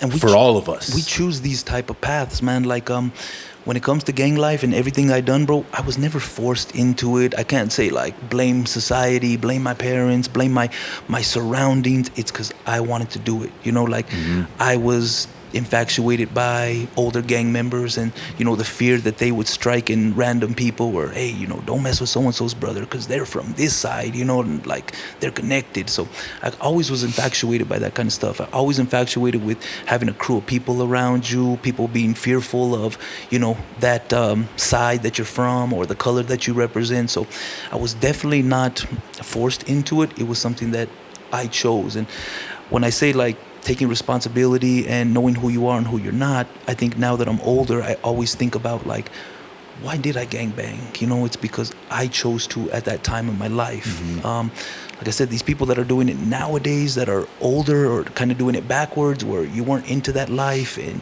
you know, you weren't doing it back when you were younger, but now you're doing it as an adult. You're living in your second childhood. You guys remember that Nas song, Second Childhood? Yeah, like when you break down that song, bro, you start to figure like we do get 2 lives. You know, we do get our first childhood, and it's up to us to mature and become adulthood, which is going to be our second life, or are we in our second childhood? Yeah, you're just a grown ass child. And bro, a lot of people wouldn't be self-aware enough to say and admit what you just said, because I feel like there are a lot of people that like they thought it was cool. They thought oh yeah, fuck yeah, I want to be the fucking hardest fucking gangbanger on the block, when they had a family. Like, some people, you hear some stories, it's like, yeah, you know what I'm saying, my clica was my family. I didn't have a dad, I didn't have a mom, I was alone, I was in foster care. Those stories, like, that's like, okay, you could kind of see maybe they didn't have a choice, right? But I think a lot of people did have a choice, but some people don't want to admit it, bro. They do not, because they feel that it doesn't make them look like the rapper that they look as up hard to. as they look, right? Exactly. I do have a good family. You know, I come from a good family. You know, my auntie, she owns Kathy's Carry Out. You know, so I had a good family. Like, I do have a good family. They always looked out for me, put me in sports and anything like that. So I never used that card where, you know, I come from a broken home. Nothing like that, because I would live the gang life for fun and entertaining myself in the streets around my people and all that kind of stuff. But once I would go into one of my family members' house for a family get-together, Thanksgiving, Christmas, Easter, I flicked that switch off where I don't talk about stuff like that. You know, I don't think of stuff like that. I become the family guy. You know, I become like, of course, I might still dress a little cholo here and there. You know what I mean? Things like that. And even today, like, some of my family, they see like the documentaries on YouTube of the Duke City Diaries one, and they see the footage from, you know, my upbringing and stuff like that. They're just like, wow, like, we never really knew, you know, like, we never had any kind of idea, because I always would flip that switch off being around people, you know, like, and just like in the corporate world, the work world, we have to turn off that ego and that gangster stuff. You can't walk in and tell your boss, like, hey, what's up, motherfucker? You know what I mean? Like, you can't tell me what to do, dog. I'm from so-and-so, you know I'm what I fucking mean? calling out on Yeah, Saturday, I'm dog. gone. Fuck you, bro. You have to be that person who can take orders. You have to be a person of society. Yeah, bro, I learned all that shit the hard way, dog. Like, Of course I we do. never was into gangbanging, bro. Never. I had my pops, I had my mom, and my family, dog, like my core, bro. Yeah. My Essa side, fucking Valdez side, Salazar, Bustamante, all of my bro, my familia is fucking huge, dog. Like, and they're spread throughout the whole fucking state, bro, and we're close. A lot of people have big families, but is your family close? And hell yeah, bro, we're always together. All my primos, bro, like weekends and school, and so we're always together. So I never felt like the need to go out and get like another family in the streets, right? Yeah. For me, it was more, I started selling dope at a young age, bro, because I needed to. Yeah. Because we didn't have enough money coming into the house, and it was a bad situation to where if I didn't step up and start doing something, we were gonna be homeless. Okay. We were gonna lose where we were at, right? So more of a purpose, like to benefit, take you out of a bad situation. It wasn't for, I need to have the gold chains. I need to have the new Mercedes. I won't even sit here and act like I was some kind of fucking Robin Hood with a halo, because it was both. Once I had to do it and I got the opportunity to do it, I fucking loved it. Yeah. I was good at it, The bro. thrill. I was great at it. I realized at a young age that I had a knack for it, bro. I was a great businessman. I was a great salesperson, bro. Yeah. And I was good at it. I loved the fucking respect it got me. Reliable. I loved the things that it brought to the table for me. I loved not having to worry about money. I loved being able to say, "Oh yeah, nah, the rent, nah, we're cool. Gas on me, bro. I'm 16 years old, bro, and I'm helping with the rent, and I'm fucking making sure the gas isn't getting turned off. Like, that felt good." But mobbing in my motherfucking lack on Center Gold D's at 16 years old, while everybody's asking their mom and dad for a fucking ride to school, felt way better. Felt good. Yeah, It felt good. You feel like the man. You feel like the person that you look up to in the For Master sure. P's. You grew up listening Felt like to the fucking Ice Scarface, Cream dog. Man. I felt like I was fucking running the world and nobody could fuck with me, dog. And it felt great. It does. It But it's definitely crazy because I look back now, dog, and I have nothing to show from that era of my life except for scars, nightmares, and fucked up stories. does. Well, it now that you're older, you mature, you look at it as like a third person kind of looking in. You look at yourself back in the day where it was gold chains, it was designer everything, it was money in front of it. You know what I'm saying? Like, you're flexing, that kind of stuff. I've learned growing up now is I been around people with real money, and it's not like that. Nope. You know, I've been in different countries where you're at a fancy restaurant, you know, and I'm the guy with the gold chains. Like, yeah, I'm Tony Montana. I'm young. I'm over here. But then you look at these other people with their families, with the 6 kids. They're dressed in the Costco brand. You know what I'm saying? Like, you see real people with money, so it starts to change you in ways. And I noticed when I was into money and, you know, baller Danny and, you know, nice cars and flexing, all that stuff, and, you know, all my phrases on my MySpace were, if it ain't money, it ain't nothing. Yeah. You know, it's all about the Benjamins. I'm all about my paper, chasing the bag. I learned that wasn't a good person, because I would be judgmental to other people. Like, the first thing you do, if somebody don't like you or doesn't agree with you, fuck that, you broke motherfucker, you know what I mean? Shit, you ain't doing it like me, that's why, broke boy. Like, it makes you a bad person. So now that I'm older, man, I don't look at it like that, bro. I don't like to flex money, man. I don't like to, you know, and I also tell the people around me too, like, hey, man, like, you kind of get that stereotype because you bring that. Like, if you have fucking 10 gold chains on, bro, and you're in the fucking fancy car, the foreign or whatnot, you bring that stereotype to you. So never say that people are judging you because you're bringing that. You know, if you are looking in the mirror, you do look like a dope man. So they are going to go ahead and expect that from you. Until they go and see that you actually flip the script and you're doing that shit legit and legal, which and that's a double-edged sword. There's a balance to that, because you got youngsters looking at you, right? Going to your profile, seeing what you're doing. Yeah. And they're seeing that you got all of those things that a typical dope man would be rocking or have. Yeah. Without being a dope man. No, of course. There's other man. ways to do it. You Other can ways. still look like this. You can still represent like this. You can still have these things. And when you get those things from a position of like more legit or legit straight up, Yeah.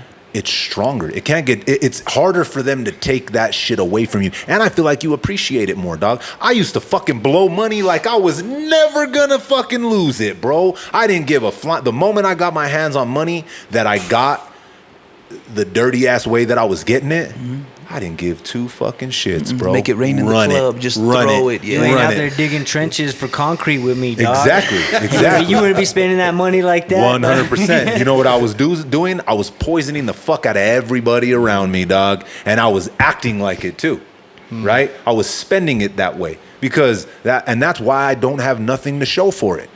That type of money, because money's a tool, dog. Definitely. In essence, money is a tool, exchange of services, Yes, bro. yes. And it's not impossible for somebody that has none of it to go and get all of it. We've seen that multiple times, bro. When you build it from a place of being a grimy, nasty motherfucker, right? When they say blood money, right? Whenever I was younger, I didn't really give a fuck about that phrase. No. But there's something to that, dog. Like that scene in Sinners. Have you seen that movie, Sinners? Is it the vampire movie? Yeah. Can you fucking watch it? Sinners. Whenever she says, I don't want your money. Your money come with blood. And he's all money comes with blood. She's all, yeah, but not the kind of blood that's on your money. Okay. That hit deep. I was like, God damn. There's levels to this shit. Yeah. There really is. You're bringing that to your doorstep. Oh, for sure, for sure. With the type of money you're inviting to the table. Even now, like you're talking about like being around people that have actual money. I'm in these conversations. I'm in these meetings. I'm like, how the fuck I even get in here? Goddamn, this is weird as shit. But I'm in these meetings and I'm seeing how real money that I never thought I'd even be around moves.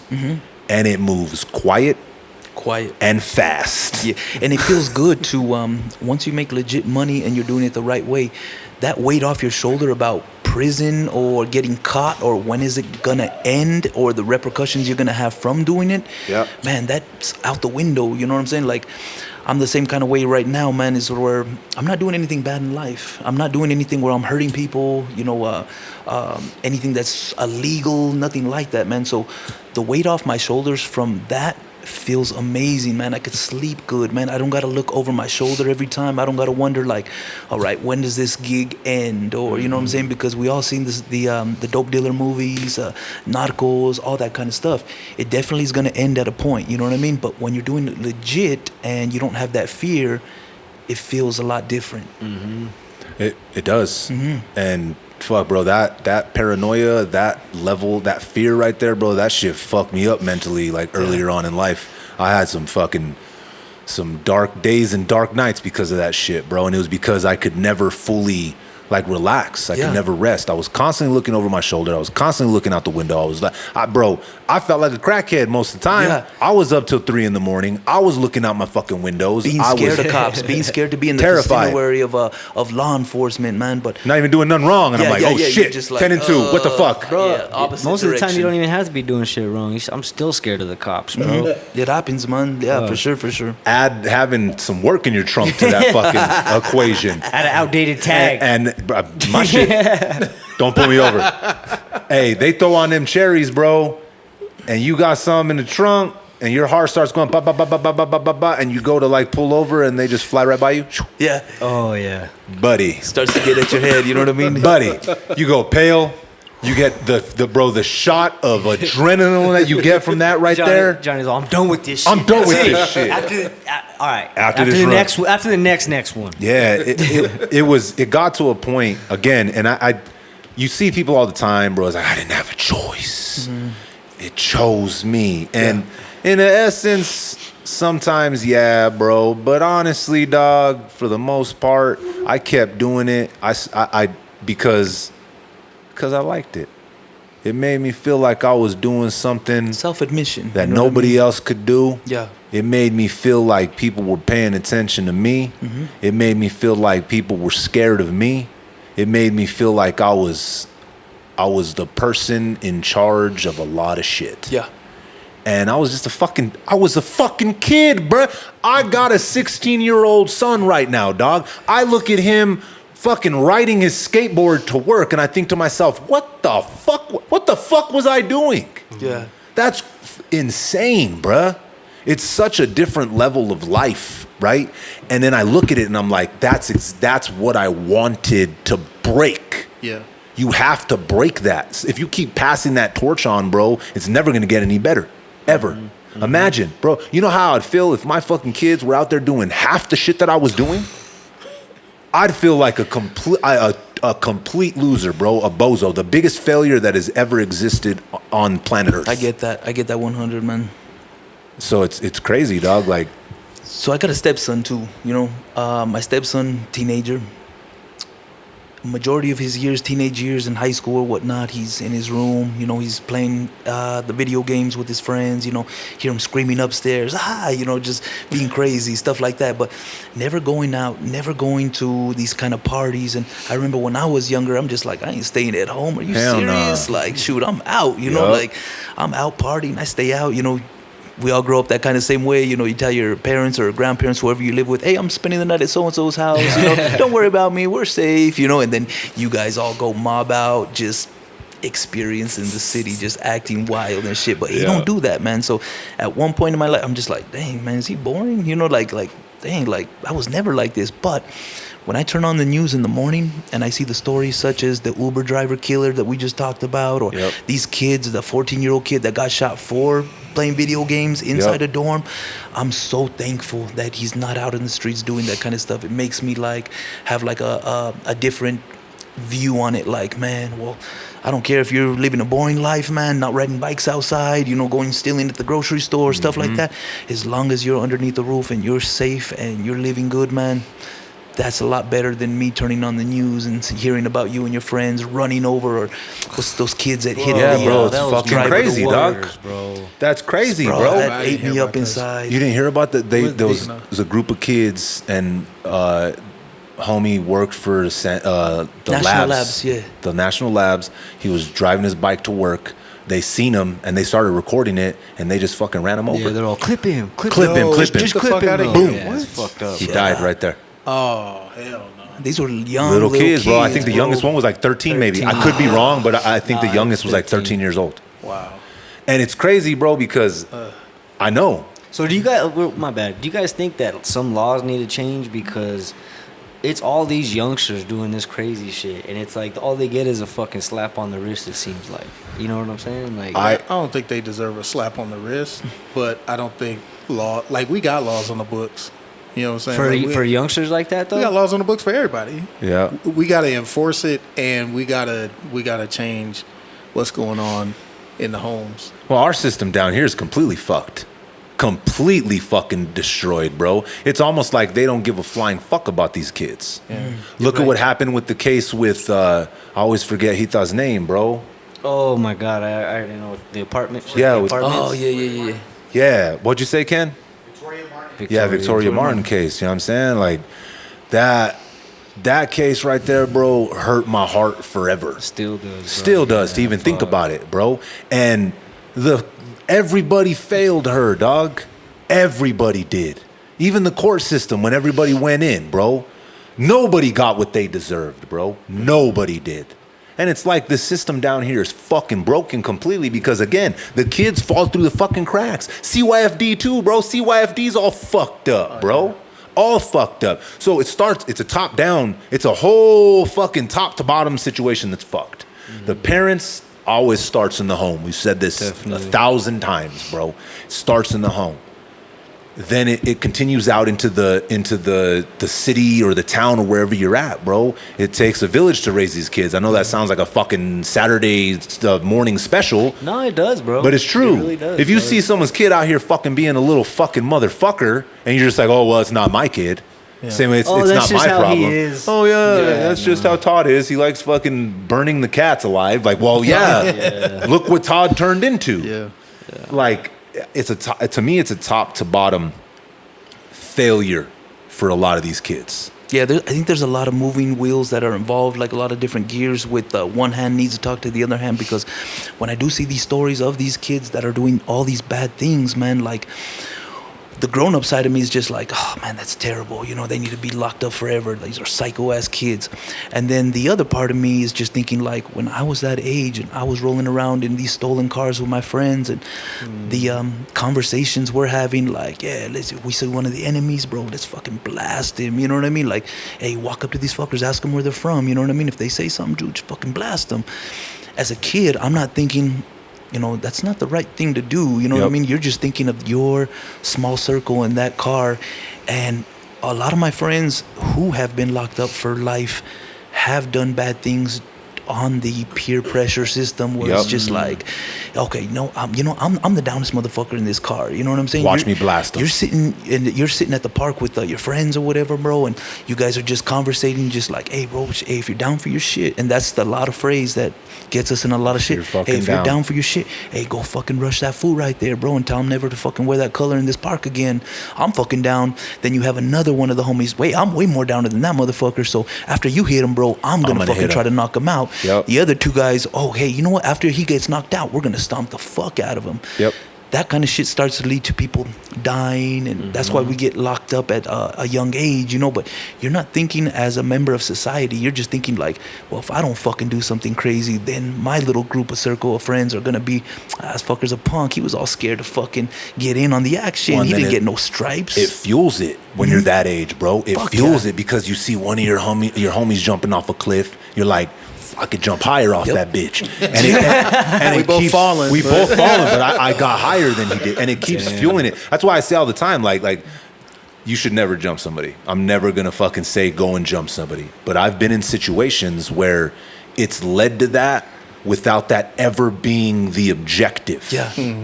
One thing can lead to another. You're drinking, you're trying to prove a point. Everybody's fucked up. And before you know it, you did something that you normally would never fucking do.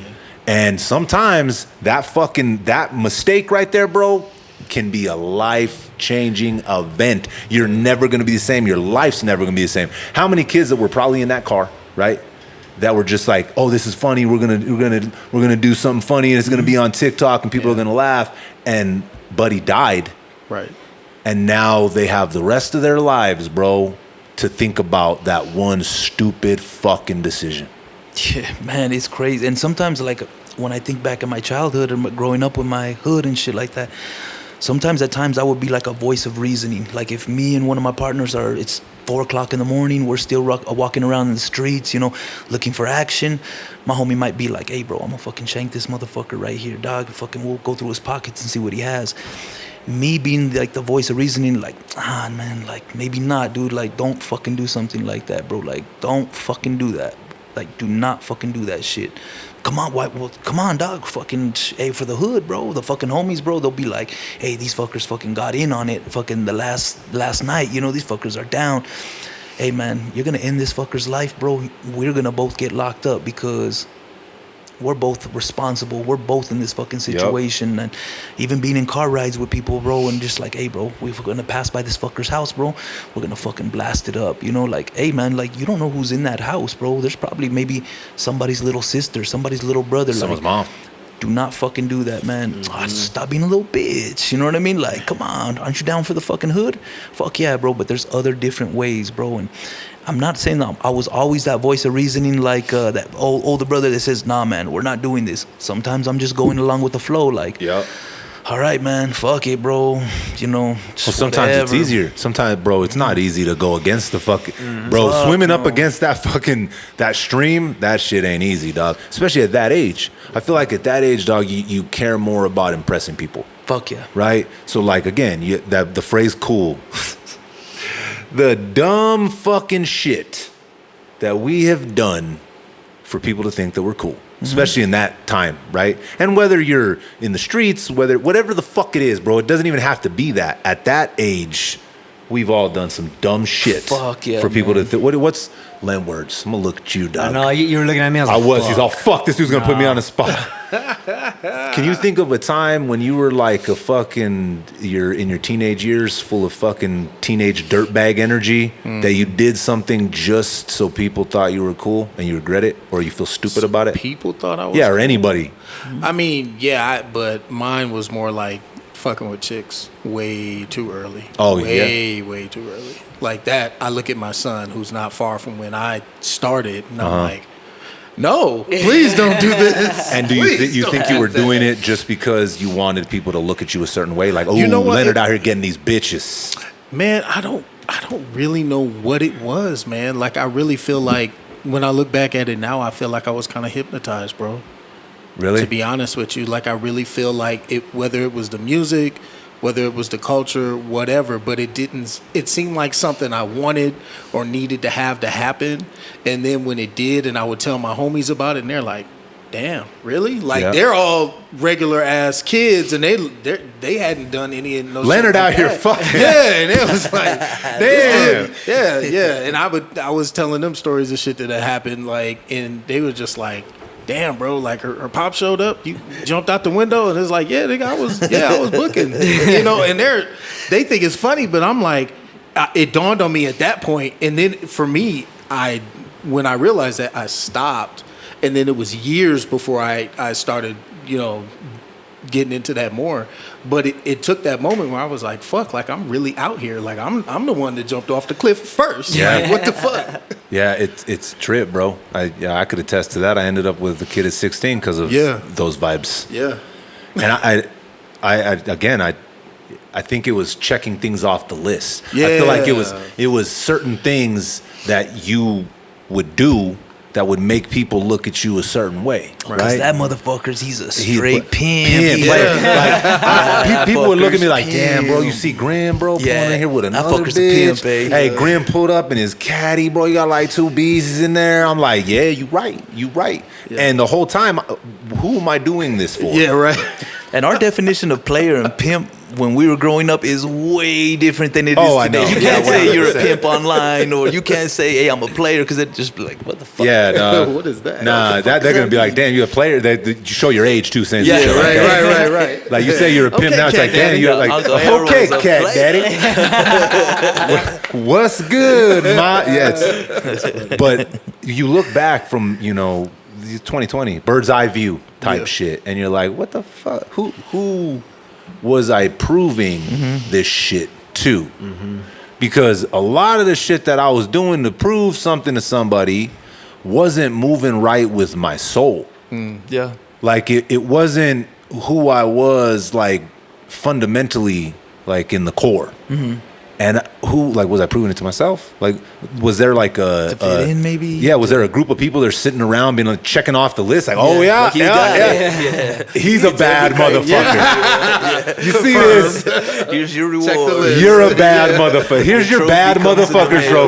trophy. You're fucking sick, dude. Now let's go judge somebody else. Like, it's weird. And I don't know if it was the movies. I don't know if it was the culture. I don't know if it was the music. I don't know what it was, dog. But I feel like all of us in that time wanted to prove that. Fuck yeah! Well, Right? this is before social media. This is before the MySpaces, the self glorification, bro. Because I know definitely, man, you do grow up burke, bro. Like I grew up burke. I know I went to the Summerfest, the dances. 100%. Taking even further back, as a little kid, I used to get dropped off at Skate Palace and watch like the older Macs fucking do their thing. You know Damn, what I mean? bro. Like.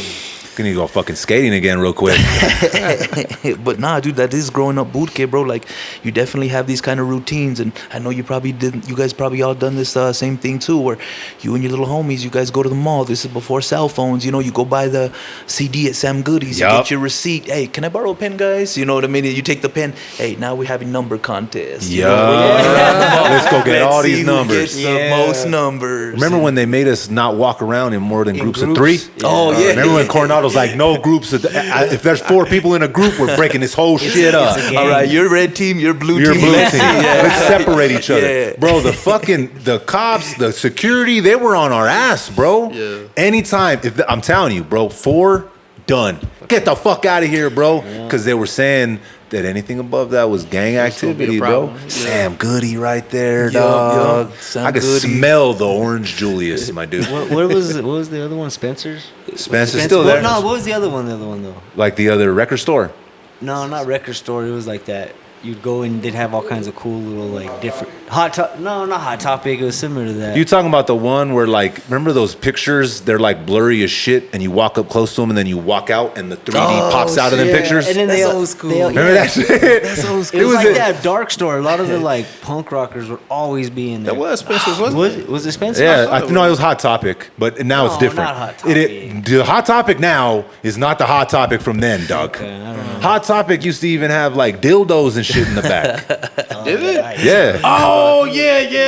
They used to have like S&M shit in the Yeah, back, bro. yeah. They used to have The Kama dice. Sutra. Those The dice. dice, bro. Yeah. Suck here, kiss Yeah, here. but yeah. Hot Topic ain't the same anymore, dog. They brighten that shit up. Well, I remember because they always had like those dope ass like pictures that like glowed in the dark Yeah, and the shit with the glow-in-the-dark black light. posters. Yeah, Yeah, you're was that thinking of fun? Hot Topic. Is it? For Okay. sure. Yeah. But there was another one in Coronado that was kind of like Hot Topic, but it was like more of like the when you could sit in the chair and they give you a massage. It wasn't Sharper Image, but it was like that. Like Brookstone or Yeah, something kind of like that? Brookstone, Yeah. but it had those big ass pictures. Remember, and it was I always can think of like Christmas time in Coronado Mall.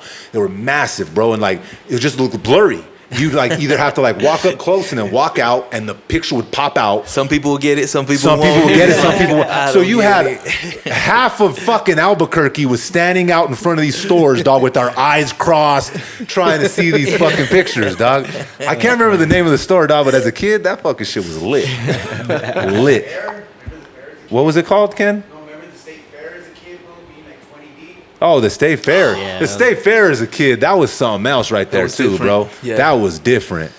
That's why I think when they told us that they were moving it, like the old Hurt me your heart. went, fuck you are, the fuck you talking about? But when you really start thinking about the logistics of having a fucking state fair where we were just picking up Edes all over the fucking place, Yeah, for real. is crazy work, dude. You could see a horse take a shit and then fucking Todd on the corner hit. right there take a hit and a shit, right? Pick your poison here, dog. What do you want? You know what I mean? So, like, I can see why they're thinking of it. Do I still agree with it? I don't know, but I don't agree with them moving in fucking subsidized housing and making the situation down there even fucking worse. Yeah. Yeah. And it's not even subsidized. It's some other kind of like living arrangement Yeah. where they're just going to make money off Yeah, of them. it's about to be the Carter over there. Exactly. It's going to look You know. like The Wire, my You dude. know. You already It's going to look like the first season with the towers with Avon up in that bitch, bruh. Well, we already got the 5th season with the With the homeless the dude. homeless- Bro, watch. homeless Before we get out of here, we got killings. to come back to that just for a second. Bro, the homeless population as we've talked about, has increased significantly over the past few years, Definitely. bro. And people don't even look at them like they're people anymore. Right. Someone like what this kid's saying he did can 1000% thrive at being a fucking motherfucker like that and hurting these people that have fallen through the cracks. No one's even going to notice. Nobody. Because people are they close it down unless they have somebody like a brother or a sister or a dad that's in that life. I feel like most people just they turn that channel off, Doug. Yeah. Channel's closed. They don't even see him standing there at the light anymore. Yeah. They don't see the tent behind Rudy's. Yeah. Well, even the young kids that younger kids now, it's acceptable. You know what I'm saying? You're gonna see it on every corner. Like you see some of these young kids just riding scooters past somebody that just completely knocked the fuck out on the fucking pavement. Yeah, dude, like you go down Central, bro, you see all these kids on the scooters or whatever, bro, and they're fucking popping wheelies over these homeless people. They don't even know if they're dead or not, bro, Yeah. or they're just They're fucking just- completely out. Yeah. For real, dog. It's bam. Yeah, Like, it's just nothing. You know what I mean? It's just like, hey, this is everyday thing. bro. And again, we all know it's there. I keep going back to that the weekend that we went out there. Like it was different being out there on the ground with your feet on the same pavement. Like it brought up a whole bunch of fucking memories for me, dog. It brought up a whole bunch of things that I don't even like to think about. Yeah. And the fact that it was just out in the open as much as it was, bro, like there's no hiding anymore, dog. Like put that shit down. Hell no, bro. Yeah, it seems Homie was like- standing up flexing, just fucking blah. Homegirl with like it was and it was bad, on Central. Wasn't even on an alleyway, dog. It was right in front of a right there by smoke the light. shop. Yeah. Right at the light. Yep. Go get you some fucking Kentucky Fried Chicken and some fentanyl. Oh, man. And then they, Damn. so it was wild as fuck. And that's sad for these businesses, man, because they get over flooded with these type of people, like, and people will not want to go ahead and shop there no more. People do not feel comfortable parking there. People do not feel safe walking through those areas. and- Nobody with some regular businesses walking through that area. Yeah. No, Yeah, not you're not at getting no foot traffic. Nah, the foot not traffic at you're all. gonna get ain't gonna bring no money to your fucking place. Yeah, for but then sure. again, too, even in that same breath, there is places that were down there when we were behind some of their businesses that could be cleaning up their own shit too, Definitely, bruh. yeah. Yeah. They're just Definitely. letting that shit, bro. Some of these hotels that fucking charge by the hour, they know what the fuck they're doing, dog. Yeah. Right. Get out there and pick this shit up, bro. What the fuck are you? What's going on, bro? If you're gonna be out here throwing gasoline on a fucking already burning fire, bro, go clean up your fucking backyard, dog. Go pick up the trash yourself too, bro. What, an hour hotel? Well, yeah. I wonder what the fuck they're doing in there. I only need this shit for 45 minutes, dog. Can I get a discount? Give me some towels. Give me some extra towels, bro. Yeah. My brother Danny, thank you for pulling up to talk definitely, about man. shit that honestly we needed to talk about, Oh, bro. for sure, dude. This was a conversation that was a long time coming, and a lot of things we talked about, bro, needed to be said, and I think a lot of people are scared to say that kind of shit. So thank you for pulling up and not being scared to talk the shit we just No, did. man, and I've always wanted to be, like I said, as I've listened to you guys' podcast, man, you guys talk about the real shit, bro, current shit, shit that people are scared to, touch base on, man. So to be, in you guys' presence and you guys' platform, dude, it's definitely always a blessing because I got these stories, bro. I got these life experiences, bro, that I've went through who made me who I am today. So being able to actually get it out to the world is awesome, bro. It's a therapy session, yeah, brother. definitely, man. Dope. Yeah, man. Keep Thank you for killing everything. shit, bro. Yeah. As I know you will. And keep repping that motherfucking 505, my brother. Till that casket drops, bruh. Until next time, respect the connect. Peace.